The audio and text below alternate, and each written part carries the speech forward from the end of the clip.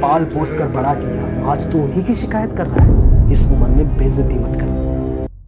बुड्ढे, आज फिर तूने मेरे बटुए से पैसे निकाले। किस्मत फूटी थी, तुझ जैसा इंसान मेरा बाप है। बेटा नहीं। और आज मैं तेरा इलाज करके रहूंगा। रुक, मेरा फोन कहा। आज तुझे मैं जेल भेजता हूँ, देख। नहीं बेटा, पुलिस को मत बुलाना। Police station?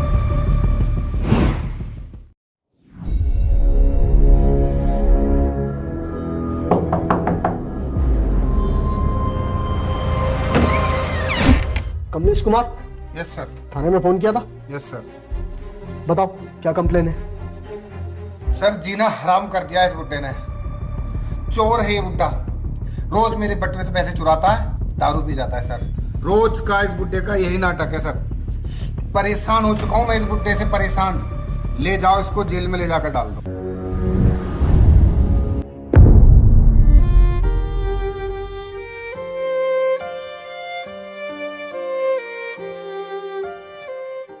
कौन है ये? सर, इसी बुड्ढे की तो बात कर रहा था। मैंने ये नहीं पूछा कि इन्होंने किया क्या है, मैंने पूछा कौन है ये चाचा, क्या लगते हैं तेरे? मेरा बाप है ये बुड्ढा। पिता है?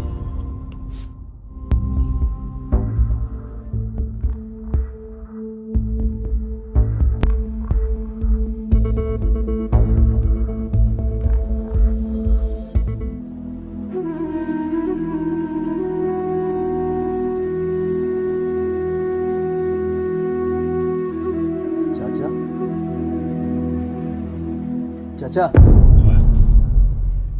आपने अपने बेटे के बटुए से पैसे निकाले? हाँ सर। आपका बेटा है, मांग लेते पैसे। चोरी करने की क्या जरूरत पड़ गई?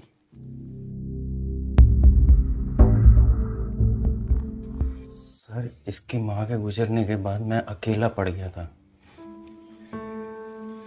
जैसे अब दुनिया में मेरे लिए कुछ बचा ही ना हो।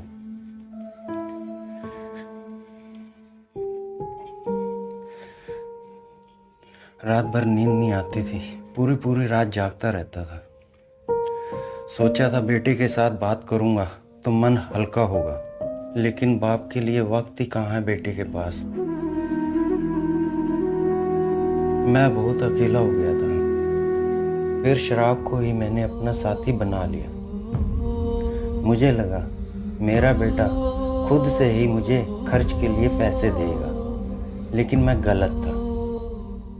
सर, पैसे के लिए मैंने नौकरी भी करनी चाहिए।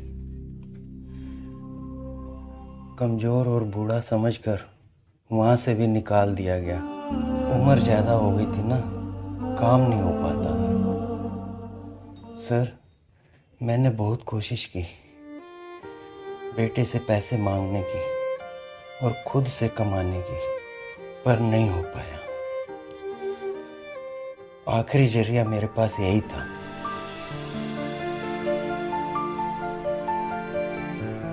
सर, मैंने गलती की है। मैंने अपने बेटे के बटुए से पैसे चुराए हैं। मुझे ले चलिए, मुझे सजा दीजिए। अरे सर, इस बुड्ढे की बात।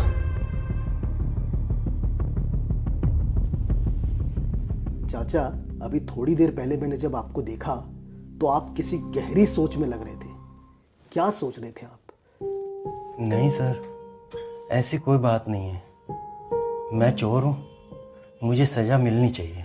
नहीं, आप कुछ तो सोच रहे थे, मुझे बताइए। नहीं नहीं सर, वो अलग से कुछ अचानक से दिमाग में ख्याल आ गया था, जरा थोड़ी देर के लिए, बस यूं ही। चाचा, वो जो जरा सी देर के लिए ख्याल आया आपके मन में, वो मुझे बताइए, मुझे सुनना है। प्लीज चाचा, रिक्वेस्ट है, बताइए।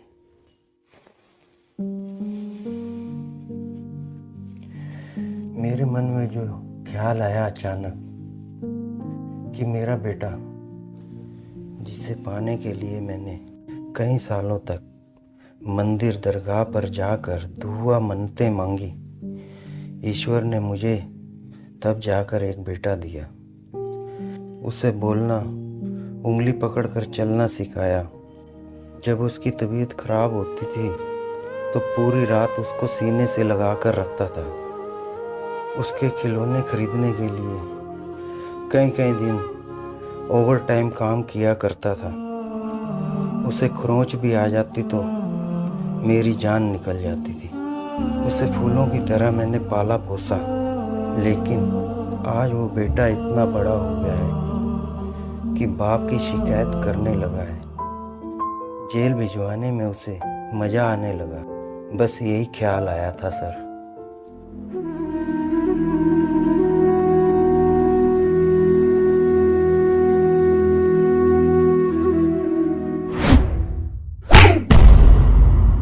शर्म नहीं आती अपने बाप की कंप्लेन करते हुए? जिस बाप ने इतने प्यार से पाल पोस कर बड़ा किया, आज तू उन्हीं की शिकायत कर रहा है। अरे बड़े बड़े धर्म ग्रंथ में भी यही लिखा है, बाप चाहे कितना भी बड़ा गुनहगार क्यों ना हो, बच्चों का कोई हक नहीं बनता कि वो बाप को सजा दे। तुझ में इतनी भी समझ नहीं मूर्ख इंसान, जो अपने बाप का दिल दुखा रहा है। भले ही दुनिया के कानून में इस गलती की कोई सजा नहीं, लेकिन वो जो ऊपर बैठा है ना, उसकी अदालत में इस गलती की कोई माफी नहीं, और ना ही कोई इसकी जमानत है। याद रखना।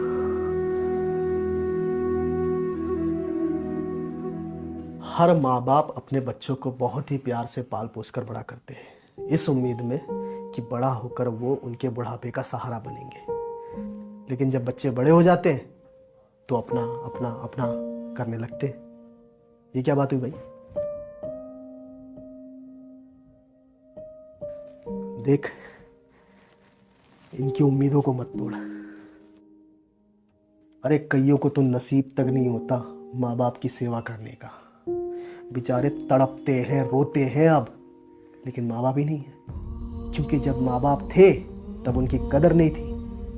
अब माँ बाप नहीं है तो उनकी कदर है। तो तेरे पास है तो तू कदर कर, इनकी सेवा कर। इस उम्र में बेइज्जती मत कर, समझ आया? अगर ये तड़प तड़प कर चले गए ना, तो पूरी जिंदगी पछताने के अलावा कुछ नहीं बचेगा। हर रोज, हर घंटे, हर मिनट, हर सेकंड घुट घुट कर जीना पड़ेगा, घुट घुट कर। जितना हो सके इन्हें खुश रखने की कोशिश कर, इनकी दुआएं ले। उम्मीद करता हूं तू समझ गया होगा।